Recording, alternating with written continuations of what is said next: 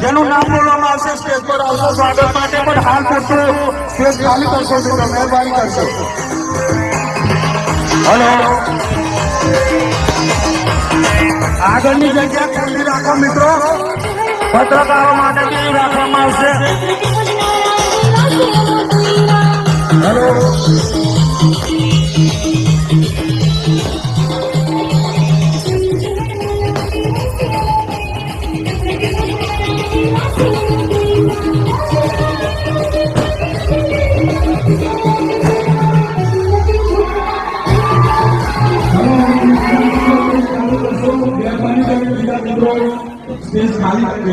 આગળની જગ્યા પત્રકાર મિત્રો માટે હોય તો આ જગ્યાથી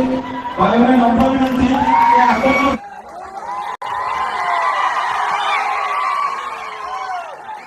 જય જોહર